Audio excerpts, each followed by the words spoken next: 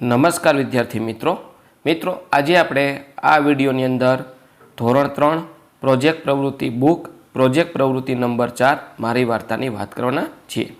આ રીતનું મારી વાર્તાના પ્રોજેક્ટનું સંપૂર્ણ સોલ્યુશન છે મિત્રો। આવા જ સોલ્યુશન મેળવવા માટે આપણી ચેનલને સબસ્ક્રાઈબ કરો અને આ વિડીયો તમારા મિત્રો સાથે શેર કરો। બીજું કે મિત્રો આપણી યુટ્યુબ ચેનલ ઉપર ધોરણ 3ના પ્રોજેક્ટ પ્રવૃત્તિ બુકના દરેક પ્રોજેક્ટના સોલ્યુશન મૂકેલા છે, જે તમને મારી યુટ્યુબ ચેનલના પ્લેલિસ્ટમાંથી મળી જશે। તો મિત્રો શરૂ કરીએ ધોરણ 3 પ્રોજેક્ટ પ્રવૃત્તિ બુક પ્રોજેક્ટ પ્રવૃત્તિ 4 મારી વાર્તા।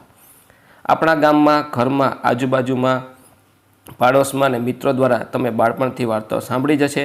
આ પ્રકારની વાર્તાઓ હજી પણ માતા પિતા દાદીના મુખે કહેવાતી જ હશે।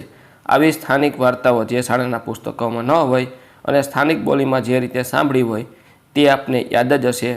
આવી તમે તમારા ઘરમાં કે ગામમાં સાંભળેલી સ્થાનિક બોલીમાં વાર્તા નીચેના ભાગમાં લખો। વાર્તાનું નામ જેવા સાથે તેવા। કોની પાસેથી સાંભળી છે? તો દાદીમા પાસેથી। એક બગલો નદી કિનારે રહેતો હતો। એક દિવસ એક શિયાળ નદીમાં પાણી પીવા આવી ચડ્યું। શિયાળ અને બગલા વચ્ચે ઓળખાણ થઈ। વાતમાં બંને પાકા ભાઈબંધ થયા।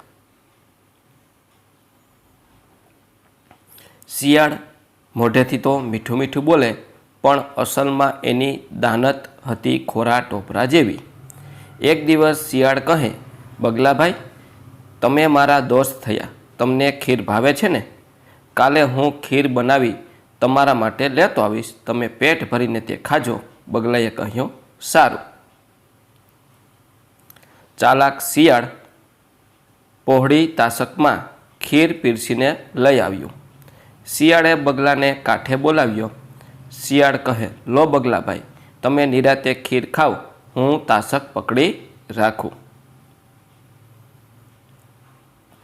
બગલો ખીર ખાવા ગયો, પણ તાસક હતી છીછરી અને બગલાની સીધી અણીદાર ચાંચ એટલે ખીર ખાઈ શક્યો નહીં। એ જોઈ શિયાળ મનમાં ને મનમાં મલકાયું। બગલો મનમાં સમસમી ગયો। એણે કહ્યું, વાહ શિયાળભાઈ, તમે મારા માટે કેટલી સરસ ખીર બનાવી છે। એની સુગંધથી જ મારું પેટ ભરાઈ ગયું। હવે એમ કરો, આવતીકાલે તમે મારે ત્યાં જમવા આવજો। હું તમારા માટે તમને ભાવતી બાસુંદી બનાવીને તૈયાર રાખીશ। પોતાની ભાવતી વાનગીનું જમવાનું આમંત્રણ મળતા શિયાળ રાજી થઈ ગયું અને પોતાના ભાગની તેમજ બગલાના ભાગની ખીર સફાચટ કરી ગયું। બીજા દિવસે શિયાળ બગલાને ઘરે જમવા પહોંચી ગયું। બગલાએ સાંકડા મોંવાળા 2 કુંજામાં બાસુંદી ભરીને તૈયાર રાખી। બગલો કહે, તમને બાસુંદી ભાવે છે એટલે મેં બાસુંદી બનાવી છે, લો શિયાળભાઈ, ખાવ। આમ કહીને બગલાએ શિયાળ પાસે કુંજો મૂક્યો। બીજા કુંજામાં બગલાએ પોતાની ચાંચ બોળીને બાસુંદી ખાવા માંડ્યો। શિયાળ બાસુંદી ખાવા ગયું, પરંતુ એનું મોં કુંજામાં બેસી જ ન શક્યું। તે કુંજો હાથમાં પકડીને બગલાને બાસુંદી ખાતો જોઈ રહ્યું। બગલાની યુક્તિ શિયાળ સમજી ગયું। એ નરમ અવાજે બોલ્યું, બગલાભાઈ, તમારી બાસુંદીની સુવાસથી જ મારું પેટ ભરાઈ ગયું।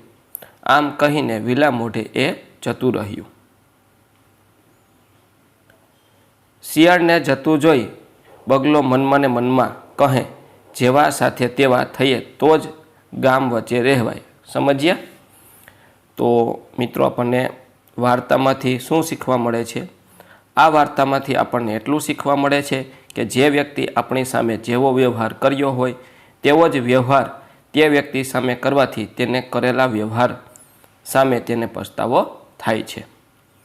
ત્યાર પછી આપણે એક વાર્તાનું ચિત્ર દોરવાનું હતું। તો મિત્રો એ વાર્તાનું ચિત્ર છે।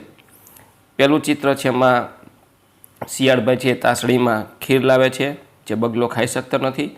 બીજું ચિત્ર છે, એમાં બગલાભાઈ છે કુંજામાં બાસુંદી ભરીને આવે છે જે શિયાળ ખાઈ શકતું નથી। તો મિત્રો આ હતી આપણી સરસ મજાની વાર્તા।